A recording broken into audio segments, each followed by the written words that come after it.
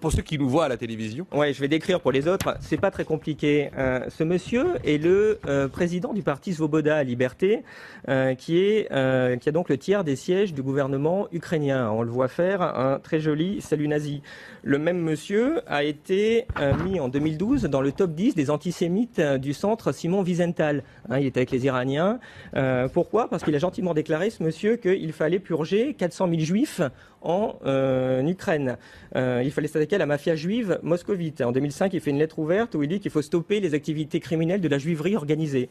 En 2012, le quart des députés israéliens, 25% de la Knesset, écrit à Martin Schulz au niveau du Parlement européen en disant il ne faut pas s'associer avec ce parti-là qui est un parti néo-nazi.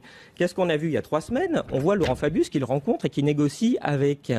Mais c'est quoi ce délire ? C'est ça nos valeurs au niveau de l'Union européenne ? Peut-être que le tiers du gouvernement actuel ukrainien est composé de ces personnes-là, de ces néo-nazis, donc qui ont été rencontrés, qui discutent avec Catherine Ashton, dont on parlait tout à l'heure. On trouve ça normal.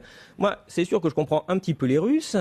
Cette idéologie-là, ça fait 27 millions de morts en Russie. On a un peu tendance à l'oublier. C'est sûr qu'ils sont un petit peu sensibles sur la question russe. Évidemment que la solution d'équilibre, c'est de dire que ce pays-là doit être, entre guillemets, finlandisé, doit rester neutre. Il ne doit absolument pas intégrer un camp ou l'autre, ou en tout cas, il doit y avoir des discussions en commun sur ce sujet-là.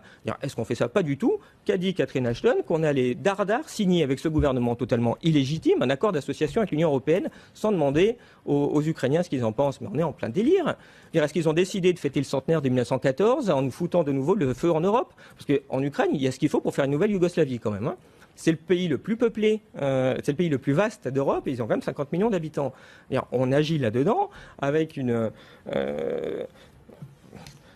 sans voir toutes les conséquences terrifiantes qu'il y a là-dessus. J'ai pas envie, moi, d'arriver à montrer que l'Europe, c'est la guerre maintenant. Et malheureusement, si on n'arrête pas cette frange intégriste à Bruxelles, si les gouvernements, et là je vous rejoins, les gouvernements doivent reprendre la main là-dessus pour essayer de remettre un petit peu d'équilibre là-dedans et de ne pas mettre le feu aux poudres. Parce qu'il y a vraiment tout ce qu'il faut pour que derrière, maintenant, il y ait le feu en Ukraine de l'Est.